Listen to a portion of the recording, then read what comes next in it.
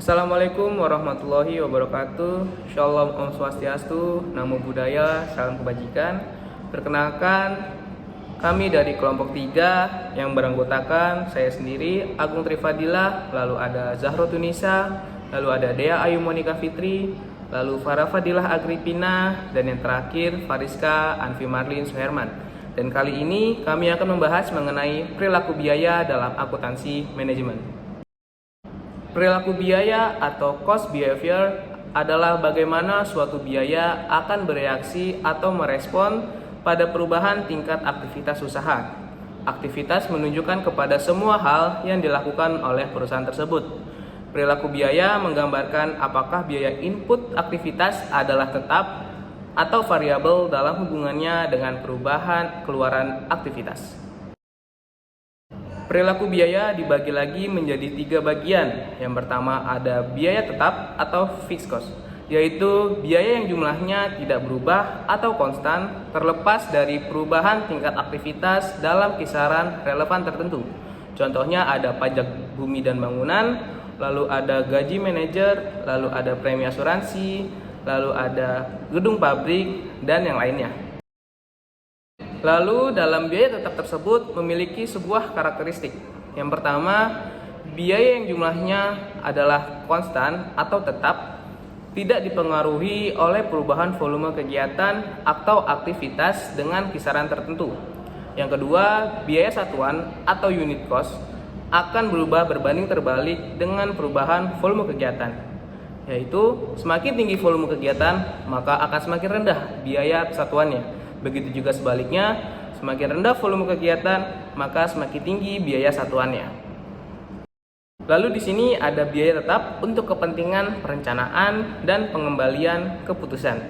Yang pertama ada discretionary fixed cost, yaitu biaya tetap yang pengeluarannya dapat dipengaruhi oleh kebijakan manajemen, sehingga sering disebut juga sebagai biaya yang dapat dikelola. Contohnya biaya penelitian dan pengembangan, biaya pendidikan dan pelatihan karyawan, serta promosi. Commit fixed cost, yaitu biaya tetap yang dibebankan atau dikeluarkan karena keputusan yang lalu yang berhubungan dengan ramalan penjualan jangka panjang. Contohnya biaya penyusutan aktiva tetap, biaya pajak kekayaan, asuransi, dan gaji para direktur.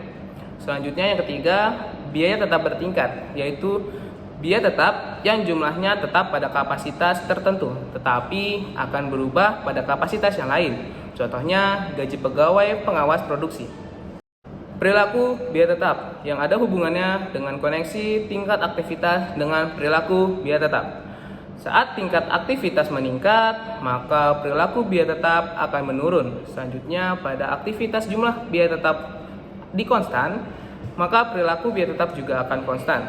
Tetapi pada tingkat aktivitas biaya tetap per unit menurun, maka biaya perilakunya akan meningkat.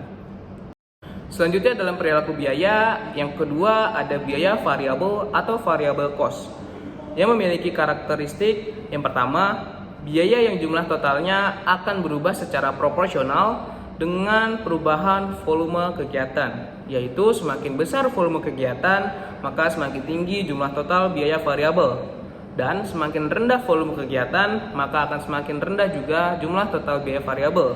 Lalu biaya satuan tidak bisa dipengaruhi oleh perubahan kegiatan, jadi biayanya akan tetap konstan. Dalam tujuan perencanaan dan pengawasan, biaya variabel akan dibedakan menjadi beberapa poin. Yang pertama ada engineer variable cost, yaitu biaya antara masukan dan keluarannya mempunyai hubungan yang sangat erat. Contohnya ada biaya bahan baku. Lalu yang kedua ada discretionary variable cost, yaitu jumlah total biaya sebanding dengan perubahan volume kegiatan yang dikarenakan kebijakan atau keputusan dari seorang manajer. Contohnya biaya iklan yang ditetapkan oleh manajer. Lalu yang ketiga ada biaya variabel bertahap, yaitu biaya variabel yang berubah setahap demi setahap dalam waktu tertentu atau tingkat kerja tertentu. Contohnya ada tenaga kerja langsung.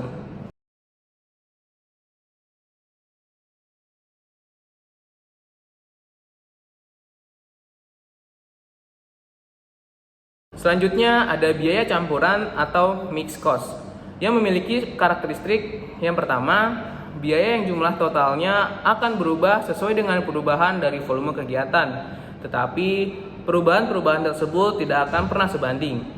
Karena semakin tinggi volume kegiatan, maka akan semakin besar jumlah total biaya. Begitu juga sebaliknya, semakin rendah volume kegiatan, maka akan semakin rendah juga jumlah total biaya, tetapi perubahannya tidak pernah sebanding.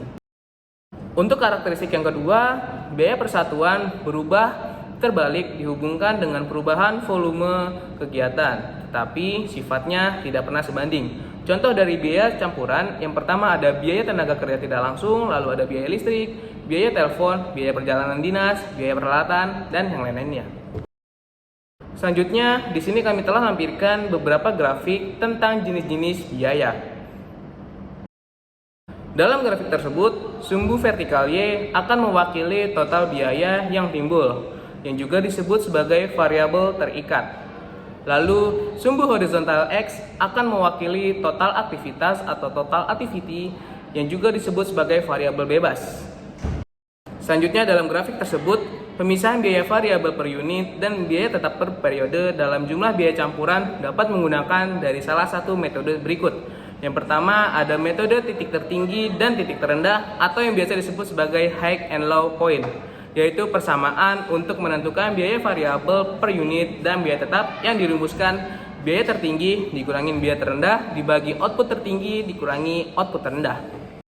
Selanjutnya dalam grafik tersebut biaya tetap dapat dihitung dengan rumusan persamaan garis lurus atau yang biasa disebut dengan linear dengan rumus Y sama dengan A plus BX, di mana Y adalah biaya campuran, lalu A adalah biaya tetap, dan B adalah biaya unit produksi, dan X adalah biaya variabel per unit dalam biaya campuran. Metode selanjutnya yang dapat digunakan yaitu metode kuadrat kecil atau least square method, yaitu metode yang biasanya biaya variabel dan biaya tetap akan dihitung berdasarkan persamaan garis lurus, di mana rumus dalam metode ini hampir sama dengan metode yang pertama, yaitu Y sama dengan A plus BX. Metode selanjutnya yaitu metode scatter graph, yaitu suatu metode penentuan persamaan suatu garis dengan memplot data dalam suatu grafik, sehingga hubungannya antara biaya dan tingkat aktivitas dapat terlihat, yaitu biaya tetap sama dengan biaya aktivitas dikurangin biaya variabel per unit dikali tingkat aktivitas. Pemisahan biaya semi variabel ke biaya tetap dan biaya harus dilakukan oleh seorang manajer karena memiliki manfaat. Yang pertama, untuk perencanaan dan pengendalian seperti penyusunan biaya yang lebih teliti. Lalu ada pengambilan keputusan secara rasional dengan memperlihatkan biaya variabel. Dan yang ketiga, untuk membuat laporan prestasi yang lebih adil dengan memperlihatkan biaya variabel yang terkendali. Dalam metode titik tertinggi dan terendah atau high and low point method, kami sajikan tabel dari PT Mustika di tahun 2003 yang memiliki angka tertinggi di 8.000 jam mesin dan angka terendah di 4.000 jam mesin. Dari tabel tersebut dapat disimpulkan jumlah jam mesin tertinggi adalah 8.000 dan yang terendah adalah 4.000, maka memiliki selisih yaitu 4.000 jam.